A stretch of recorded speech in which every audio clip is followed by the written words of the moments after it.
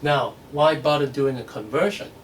Well, sometimes, and actually most of the time, it's for a practical reason. Because let's say minutes is not a convenient unit. I want to know in units of hours. I want to know in units of seconds. What is the same time in those units? So let's say I want to know, okay, in terms of hours, okay, how many hours are there in 382 minutes? So that's a perfectly valid question that we ask all the time in chemistry, in science, and even in our everyday life. So, so that's why we need to do unit conversion. We need a way to be able to systematically deal with this sort of converting from one unit to another type of conversion. All right, so I call this a problem-solving process. I want you to develop a way to deal with unit conversions so that you're capable of doing unit conversions in all kinds of situations. Now, we need a strategy, right? We need a strategy to solve problem. But before we do that, before we look for a strategy, let's go back and kind of think about what this problem is, okay? Let's analyze the problem, take our time, and try to understand the problem as much as we can before we even solve it. So let's set it up, okay? In fact, I, basically have the setup here already. We want to find out the equivalent, okay? So I put the equal sign here, of 382 minutes in units of hours, okay?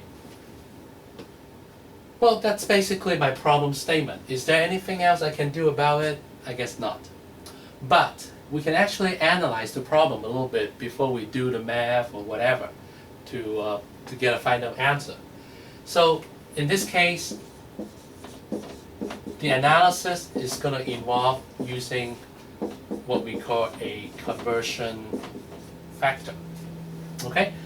Now, since we're doing unit conversion using a conversion factor, that sounds like that sounds about right.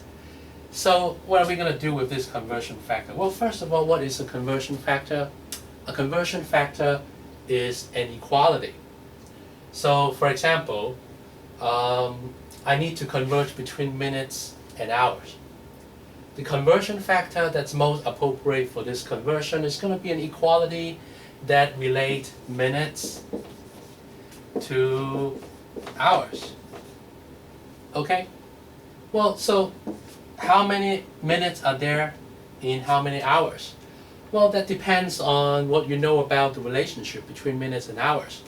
And most people, if not all, know that in 1 hour there are 60 minutes. In chemistry, a lot of the conversion factors are actually listed in your textbook. All you need to know is where to look in your textbook for a conversion factor like this, such as how many miles are there in a kilometer, or how many pounds there are in grams, in a kilogram, something like that. Okay, but conversion factor, once again, is an equality that equate two quantities, each having a number and a unit. So I know 1 hour has 60 minutes. That's the conversion factor I need to solve this problem. Now, what do I mean by analyzing the problem before we solve it? Let's do a quick comparison here. Okay?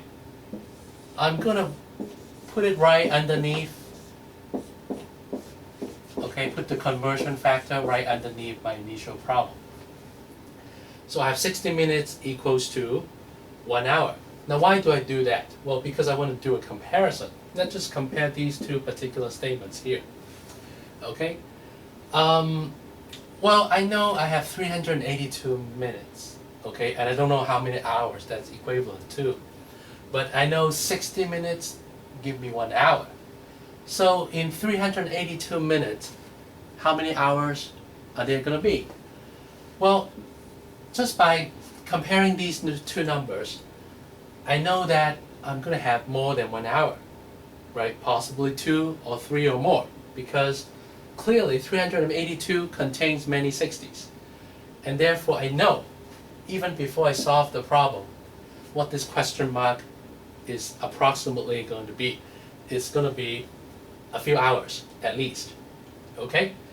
And this is what I call meta-analysis of the problem, because sometimes when we get too involved in solving a problem, we lose track of what we are doing. And doing this meta-analysis is very, very helpful, because once you figure out the final answer to this problem, you know whether the final answer makes any sense or not. So I'm just going to put down here. The answer is expected to be a few hours. Okay, fine. We know what we're looking for. Let's go do the calculation. Now here, let me introduce a strategy here. Okay? So I'm going to start off with my 382 minutes. Okay? And I see here there's a conversion factor, which once again is an equality expressing equivalency between two units. So what I want to do is to turn the equality into a fraction. Okay? Now there are two possibilities here.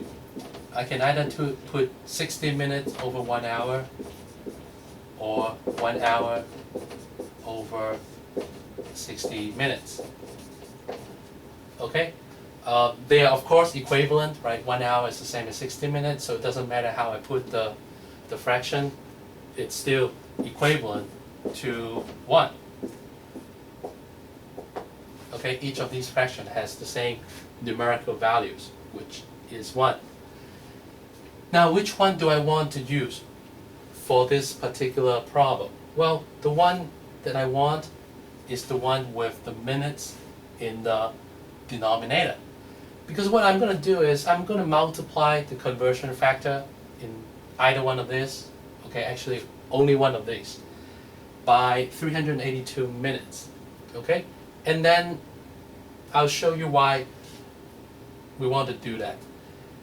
Now the one that we're going to use is the one over here, because I realized that 382 minutes multiplied by 1 hour over 60 minutes, this would have been in the denominator, and it's going to cancel with what's in the numerator, right? This is something over 1.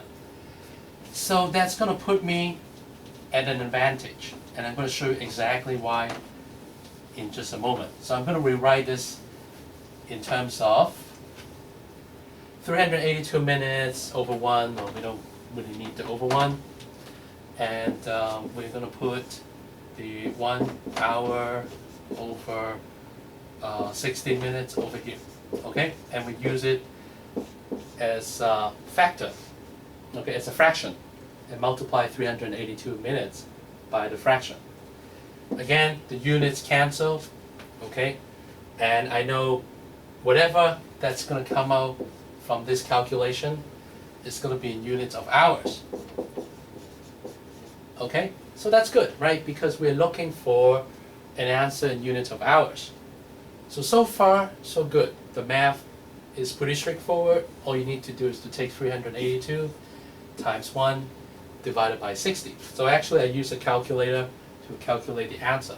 Turns out to be something like 6.37 in units of hours. Okay, well, is this the right answer? Well, this is when the meta-analysis becomes very handy, because we know that the answer is going to be a few hours. 6.37 hours, does that make any sense? Well, okay, I know every hour has 60 minutes, right? So let's multiply 60 by about 6.4, okay? A little over 6. 60 times 6 is 360. So 382 is just a little over 360. So, which means that the final answer is going to be 6 hours plus a little bit more. So 6.37 hours makes sense.